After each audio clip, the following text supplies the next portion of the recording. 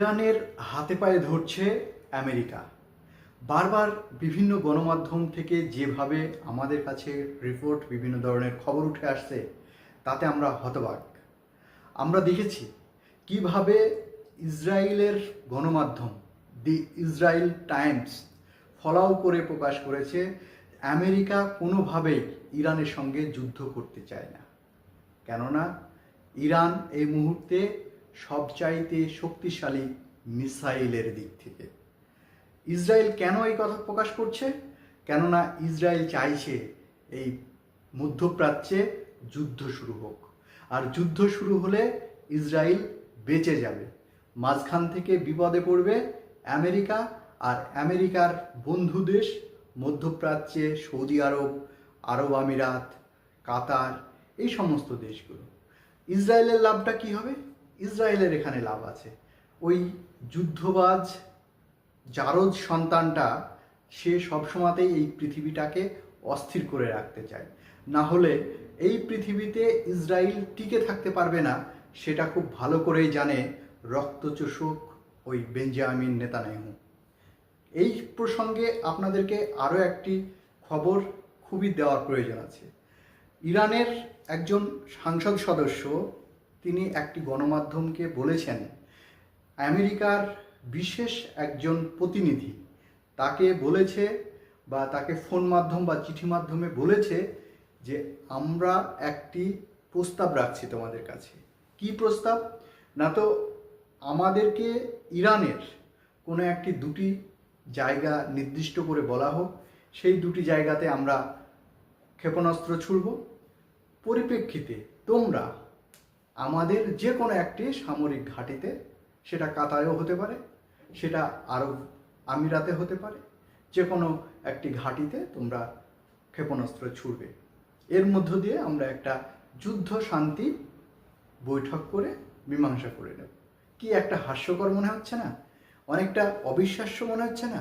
যে দেশটাকে দীর্ঘদিন ট্যারিফের বোঝা চাপিয়ে সেই দেশের তেল ভাণ্ডার যাতে বিক্রি না করতে পারে তার জন্য সব রকম ব্যবস্থা করে রেখেছে ইসরায়েল আর আমেরিকা, সব রকম অর্থনৈতিক দিক থেকে ইরানকে দুর্বল করে দিয়েছে, সেক্ষেত্রে সেই দেশটার কাছে আকুতি মিনতি করছে। এই কথা শোনার পরে কান্না হাসি পাই। হাসি পাওয়ারই কথা। আমেরিকার সবচাইতে দুর্বলতার জায়গা এই সময় প্রকাশ পেয়ে যাচ্ছে। কেননা আমেরিকা চারিদিক থেকে যখন বিভিন্ন ধরনের শক্তিশালী নৌতরীগুলো, নৌর বহরগুলো এই পারস্য উপসাগরের দিকে ঠেলে দেওয়ার প্রচেষ্টা করছে, অন্যদিকে ব্যাকপথে তারা একটি খেলা যুদ্ধের মধ্য দিয়ে এই যুদ্ধ নামক প্রোগ্রামটা শেষ করতে চাইছে। সত্যি হাস্যকর। তবে আপনাদের বলে রাখা ভালো, একটা জাতি খেতে না পেলেও উঠে দাঁড়াবে। একটা গোটা পৃথিবীর একটা শক্তিশালী দেশ তার পেটে পাথর বেঁধে দেশের সার্বভৌমত্ব রক্ষার জন্য দেশের প্রত্যেকটা মানুষ, শিশু থেকে বৃদ্ধ, প্রত্যেকে দেশের সার্বভৌমত্ব রক্ষার জন্য গর্জে উঠবে যদি সেই দেশের মান সম্মান, মানবিকতা, বিবেক এবং দেশের প্রতি ভালোবাসা থাকে। হ্যাঁ, ইরান সেটাই দেখিয়ে দিয়েছে। আমরা ইরানকে নিয়ে এত করে ভিডিও করছি বা বিভিন্ন গণমাধ্যমগুলো, বিশ্বের প্রত্যেকটা দেশের গণমাধ্যমগুলো আজকে ইরানকে হেডলাইন করছে। কেন? যে দেশটার অর্থনৈতিক অবস্থা এত খারাপ, যে দেশের মানুষের ভিতরে জোর করে আন্দোলন ঢুকিয়ে দিচ্ছিল আমেরিকা, সেই দেশটার মানুষ এখনো পর্যন্ত সেই বিশ্ব ধর্মীয় নেতা খামেনির নেতৃত্বে কিভাবে গর্জে উঠছে। সেই কারণে ভারতের আবুল কালাম আজাদ স্যার বলেছিলেন যে আমাদের দেশের সামরিক শক্তি থেকে চারিদিক থেকে শক্তিশালী করতে হবে, তবেই আমাদের দেশ বাইরের দস্যু দেশ থেকে রক্ষা পাবে, যেটা ইরান করে দেখিয়েছে। আজকে ভারতের ট্যারিফ লাগালে ভারতের প্রধানমন্ত্রী সেখানে সমঝোতা করে, আর ইরানের ট্যারিফ দীর্ঘ 40 বছর ধরে লেগে আছে। ইরানকে সারা বিশ্বে কোণঠাসা করে রেখেছে অর্থনৈতিক দিক থেকে, তবুও সেই দেশের মানুষ, সেই দেশের সেনাবাহিনীর ভিতরে দেশের সার্বভৌমত্ব, দেশের প্রতি কোন লেভেলের ভালোবাসা থাকলে পেটে পাথর বেঁধেও যুদ্ধ করতে পারে। মহানবী সাল্লাল্লাহু সাল্লাম তিনি বলেছিলেন, একটা জাতি ততদিন পর্যন্ত জাতির জন্য সবচাইতে না খেতে পেয়ে লড়াই করবে যতদিন পর্যন্ত তার মনে, তার হৃদয়ে ঈমান থাকবে। তাই মুসলিম জাতিকে তিনি ঈমান শক্ত করার আহ্বান দিয়েছিলেন।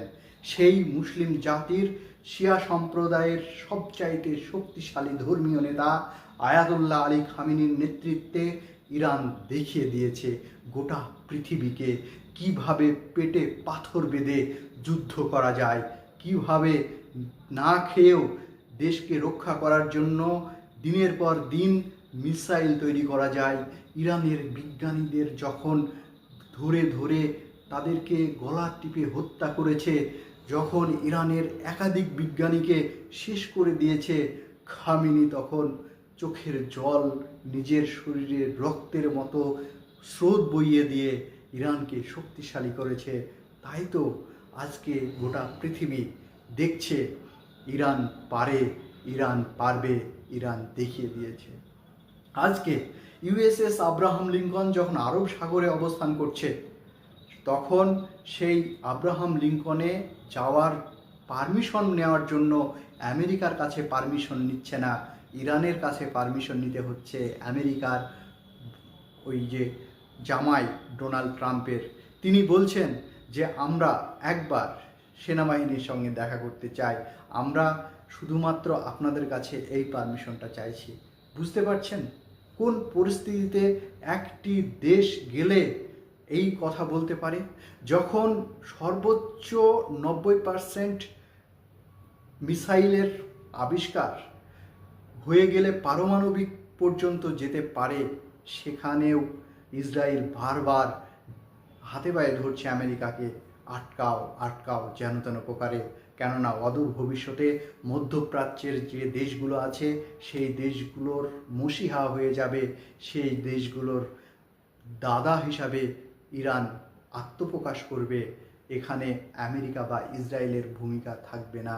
কিন্তু ডোনাল্ড ট্রাম্প এতদিন পর্যন্ত যেভাবে মাদুরোকে তুলে নিয়ে আসার জন্য গোটা পৃথিবীকে ফলাও করে বলেছে, আমরা মাত্র 30 মিনিটের ভিতরে কিভাবে অপারেশন অ্যাবসোলিউটের মধ্য দিয়ে এই ভেনিজুয়েলার প্রেসিডেন্টকে তুলে নিয়ে এসেছি, সেখানে ইরানের প্রেসিডেন্টকে তুলতে আর কতক্ষণ?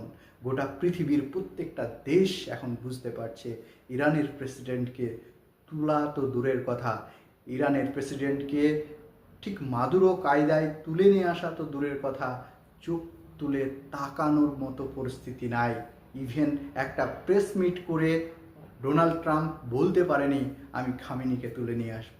বরঞ্চ তিনি বলেছেন যে আমাকে যদি কোনো প্রকারে অ্যাটাক করা হয়, আমাকে যদি অ্যাকশন নিতে হয়, আমার উপরে যদি কোনো প্রকারে আততীয় হামলা হয়, তাহলে ইরানকে ছেড়ে কথা বলবো না।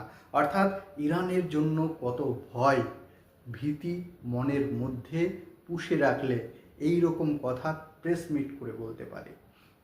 তাহলে শেষ পর্যন্ত এই যে ঘটনা, তারা বলছে যে একটা সাজানো যুদ্ধ হোক, আর ইরান কি এই সাজানো যুদ্ধে সম্মতি দেবে? একদম না, কখনো না। ইরান সোজা কথায় বলে দিয়েছে, তোমরা তোমাদের রণতরী তোমাদের নিজের ঘাঁটিতে নিয়ে চলে যাও, কোনো যুদ্ধ খেলার প্রয়োজন নেই। ডিড টেবিল চলছে ওমানে, সেই মাস্কাট শহরে, সেখানে একটা নির্দিষ্ট ডিডের মধ্যে ফয়সাল্লা হয়ে তোমরা তোমাদের দেশে ফিরে যাও, আমরা আমাদের দেশ আমাদের মতো চালাই। তাতে তোমরা ট্যারিফ লাগাবে, আরও কি ট্যারিফ তুলবে সেটা তোমাদের ব্যক্তিগত ব্যাপার, আমরা এই ট্যারিফ খেতে খেতে অভ্যস্ত হয়ে পড়েছি। আর একদিকে যখন চীন রাশিয়া তারা দিনের পর দিন ইরানকে মানসিক এবং অস্ত্রশস্ত্র দিয়ে সহযোগিতার হাত বাড়িয়ে দিচ্ছে, আর ইরান দিচ্ছে তেল, প্রায় 90% তেল রাশিয়া এবং চীনে যাচ্ছে।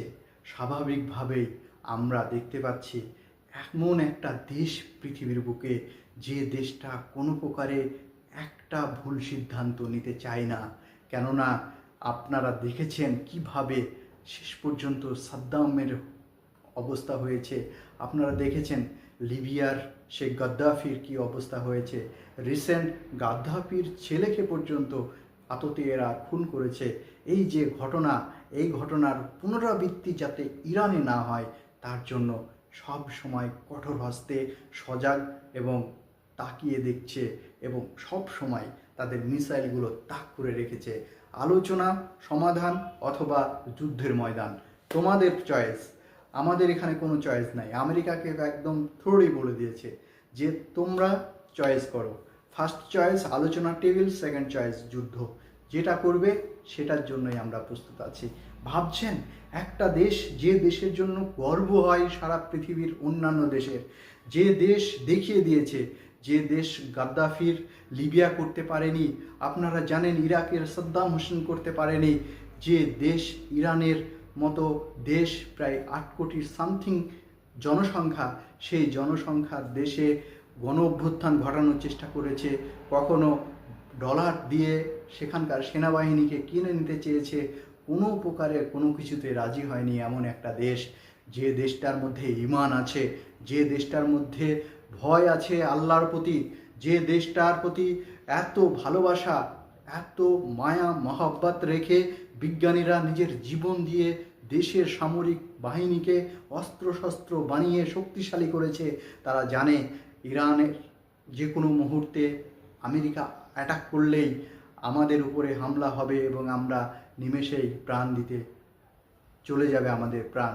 তারপরেও দেশকে ভালোবেসে তারা এই অবস্থান থেকে একটু পিছু পা হয়নি। সেই কারণ থেকেই তো ইরানকে হারানো কোনো মতেই সম্ভব নয়। এই মুহূর্তে বোঝা যাচ্ছে, আপনারা দেখেছেন কিভাবে খাইবার মিসাইল নিয়ে ড্রোন এই ইউএসএস আব্রাহাম লিঙ্কনকে দেখার জন্য কোন অবস্থানে আছে সেটাকে বোঝার জন্য সোজা চলে গেছে এবং সেখানকার ছবি থেকে শুরু করে সমস্ত কিছু তুলে নিয়ে আবার ব্যাক চলে এসেছে।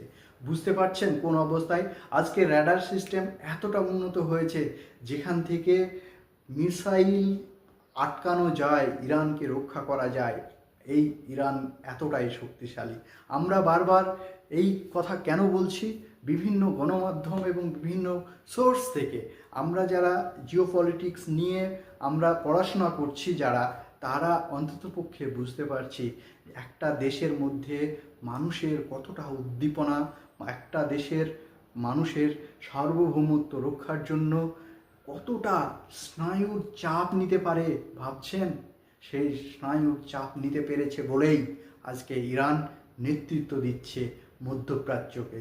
মধ্যপ্রাচ্যের অন্যান্য দেশগুলো তাকিয়ে তাকিয়ে দেখছে, নাই নাই করতে করতে 57টির বেশি ইসলামিক কান্ট্রি আছে, সেই কান্ট্রিগুলো আজকে ইরানকে দেখে শিখছে কিভাবে হজরত মুহাম্মদ সাল্লাল্লাহু সাল্লামের যুদ্ধ নীতিকে কায়েম করতে হয়, যুদ্ধ নীতিকে কিভাবে জিহাদ ময়দান পর্যন্ত যুদ্ধ না করে ফিরে আসা যায় না, জিহাদ ঘোষণা করে সেখানে শত্রুপক্ষের সঙ্গে জীবনের শেষ রক্তবিন্দু দিয়েও চোখে চোখ রেখে যুদ্ধ চালিয়ে যেতে হয়। সেটা মনস্তাত্ত্বিক যুদ্ধ হোক, সেটা সামরিক শক্তিতে সরাসরি যুদ্ধ হোক, যে কোনো জায়গাতেই এই ইরানকে পরাস্ত করতে পারছে না কোনোভাবেই আমেরিকা। সেটা ওমানের বৈঠকে টেবিলে হোক, সেটা সরাসরি যুদ্ধের ময়দানে হোক। সত্যি আমরা দেখতে পাবো আগামী দিনে সত্যি সত্যি যদি আমেরিকা ইরানের উপরে অ্যাটাক করে বসে, তাহলে ইরান যে কী পরিমাণে বাঘের থাবা দিতে পারে সেটা সময়ই শেষ কথা বলবে। যদিও আমেরিকা কোনো মতেই ভুল করতে চাইছে না এই হামলা চালিয়ে, তাই তো তারা একটা সাজানো যুদ্ধের প্রস্তাব দিয়েছে। অন্যদিকে ইসরায়েল যেন তেন প্রকারে ইরানকে কোণঠাসা করে রাখতে চাইছে। ইরান তো কোণঠাসা করা সম্ভব নয়, গোটা পৃথিবীর মানুষ জেনে গেছে, গোটা পৃথিবীর প্রত্যেকটা আনাচে কানাচের প্রত্যেকটা দেশ জেনে গেছে ইরান এমন একটা দেশ, যে দেশ গোটা পৃথিবীকে আগামী দিনে পথ দেখাবে কিভাবে শত্রুর স্নায়ুচাপ মেনে নিয়ে সেই হার্টবিটকে শক্ত করে, হৃদয়কে শক্ত করে শত্রু চোখে চোখ রেখে নিজের দেশকে রক্ষা করতে হয়। অসংখ্য ধন্যবাদ। নিশ্চয় আবারও কোনো না কোনো ট্রপিক্স নিয়ে আপনাদের সামনে হাজির হব। এতক্ষণ পর্যন্ত আমার সঙ্গে থাকার জন্য অসংখ্য ধন্যবাদ। আমার চ্যানেলটি যারা এখনও পর্যন্ত সাবস্ক্রাইব করেননি, প্লিজ একটা সাবস্ক্রাইব করলে আমি আর একটি নতুন ভিডিও বানাতে অত্যন্ত আপ্লুত হই। ধন্যবাদ।